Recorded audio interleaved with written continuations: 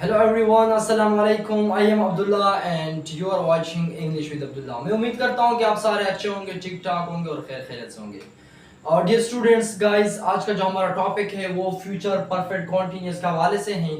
जिस तरह हमने टेंसेस का जो चैप्टर था वो स्टार्ट किया था, प्रेजेंट को भी हमने कवर कर लिया, पास्ट को भी हम कवर कर लिया और फ्यूचर का जो है लास्ट है फ्यूचर परफेक्ट कॉन्टिन्यूअस।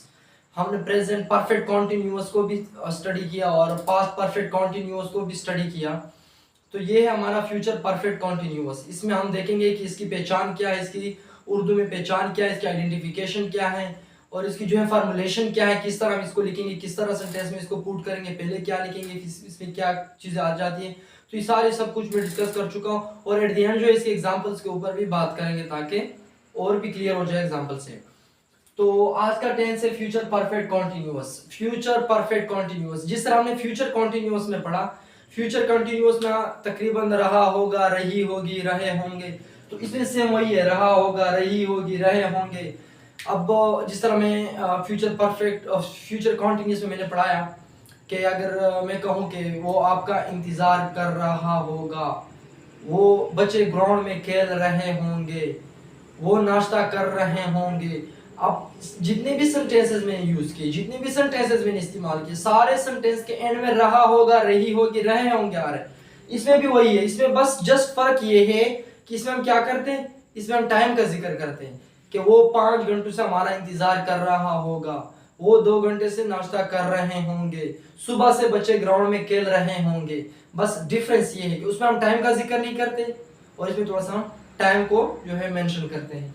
अब जहां तक बात है फार्मूलेशन की, जाहिर सी बात है, नो डाउट फार्मूलेशन में तो फर्क ही होगा। जो फ्यूचर कॉन्टिन्यूअस का फार्मूलेशन और फ्यूचर परफेक्ट कॉन्टिन्यूअस का फार्मूलेशन, इसमें जाहिर सी बात है डिफरेंस है।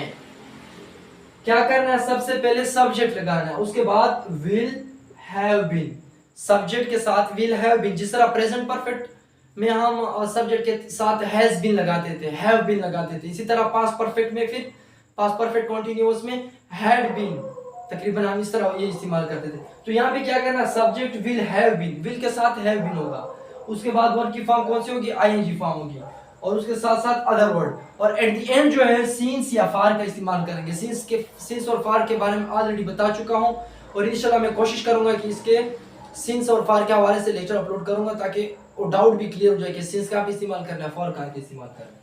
अच्छा, जहां तक बात है नेगेटिव, नेगेटिव में क्या करना है, वही सब्जेक्ट होगा आपका, वही विल होगा, बस क्या करना है, विल के बाद जस्ट नॉट लगाना है, have been same to same, ING, other word, since, for, कोई डिफरेंस, कोई फर्क नहीं आया। बस फर्क क्या कहां पे आया हुआ, फर्क ये है कि विल के बाद जस्ट नॉट लगाना है आपने। और इसी तरह इंट्रोगेटिव में क्या करेंगे, इंट्रोगेटिव जिसमें हम सवाल पूछते हैं कि क्या हुआ, 2 घंटे से हमारा इंतजार कर रहा होगा, क्या सुबह से बच्चे खेल रहे होंगे, इसमें हम सवाल पूछते हैं जिसको उर्दू में इंट्रोगेटिव कहते हैं। तो उसमें क्या करना है, विल को पहले लिखने हैं। आमतौर पर हम क्या करते हैं, जब इंट्रोगेटिव बनाते हैं तो हेल्पिंग वर्ब जो होता है, जिस तरह यहाँ पे मैंने दिखा ना, विल हैव बीन, ये आपके हेल्पिंग वर्ब हो गया, ये आपका मेन वर्ब हो गया। तो इसी विल को सब्जेक्ट से पहले लिखना है, मतलब ये है कि विल जो है आपका सब्जेक्ट से पहले होगा, उसके बाद subject have been, ING, other word, since, for, कोई फर्क नहीं होगा इसमें। अब देखो ना, विल लिखा सबसे पहले, उसके बाद सब्जेक्ट, उसके बाद हैव बीन, उसके बाद ING plus other word plus since plus for और एट द एंड जो है साइन ऑफ इंट्रोगेशन, ये भी इंपॉर्टेंट है। अब यहाँ पे मैंने कुछ एग्जांपल लिखे, इसको डिस्कस करते हैं ताकि और भी क्लियर हो जाए। मैंने यहाँ पे लिखा कि ही विल हैव बीन। अच्छा, एक और चीज का ख्याल रखना, जिस तरह प्रेजेंट परफेक्ट कंटीन्यूअस में हम है singular let suppose he, she, it या कोई नेम के साथ हैज लगाते थे, प्लूरल के साथ हैव लगाते थे। तो यहाँ पे कोई वो सी नहीं है कि चाहे सिंगुलर हो चाहे प्लूरल हो, सबके साथ विल हैव। हाँ, तो देखिए, he will have been waiting for 3 hours, he will have been waiting for 3 hours, वो 3 घंटों से जो है इंतजार कर रहा होगा, 3 घंटों से इंतजार कर रहा होगा। फ्यूचर कंटीन्यूअस में क्या था कि वो इंतजार कर रहा होगा और यहाँ पे 3 घंटों से इंतजार कर रहा होगा। कहने का मतलब ये कि हम यहाँ पे टाइम को जो है मेंशन करते हैं। अब यहाँ पे देखिए, they will have been coming since morning, वो सुबह से आ रहे होंगे। जितने भी आपके फ्यूचर टेंसेस है, इसमें हम क्या करते हैं, असल में न तो काम हुआ होता है, न काम होता है, न काम हो रहा होता है और न काम हो चुका होता है। आमतौर पर प्रेजेंट के अंदर हम फ्यूचर के हवाले से अंदाजा लगाते हैं, प्रिडिक्शन करते हैं कि ये काम इस तरह हो रहा होगा। जिस तरह अगर मैं कहूँ कि मैं कराची जाऊंगा, तो मतलब ये है कि फ्यूचर में जाऊंगा आने वाले वक्त में। और इसी तरह वो आ रहे होंगे, वो आ रहे होंगे। अब इसी प्रेजेंट टाइम के अंदर हम ये सोच रहे हैं कि वो आ रहे होंगे, हम जस्ट इमेजिन करते हैं। तो देखिए यहाँ पे they will have been coming since morning, वो जो है सुबह से आ रहे होंगे। अब यहाँ पे कुछ एग्जांपल मैंने लिखे, नेगेटिव को भी मैंने जो है इस्तेमाल किया और इंट्रोगेटिव को भी मैंने इस्तेमाल किया। जिस तरह यहाँ पे मैंने कहा कि नेगेटिव में क्या करना है, विल के बाद नॉट लगाना है। तो यहाँ पे देखिए शी विल नॉट, विल के बाद just not, she will not have been cooking food for 2 hours, she will not have been cooking food for 2 hours, वो 2 घंटों से खाना नहीं पका रही होगी।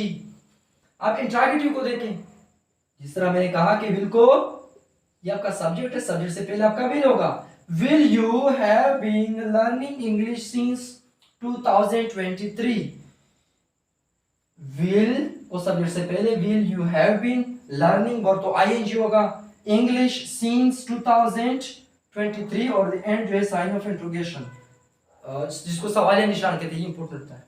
तो ये क्या कहना चाह रहे हैं, ये कहना चाह रहे हैं कि क्या आप 2023 से इंग्लिश सीख रहे होंगे, क्या आप 2023 से इंग्लिश सीख रहे होंगे।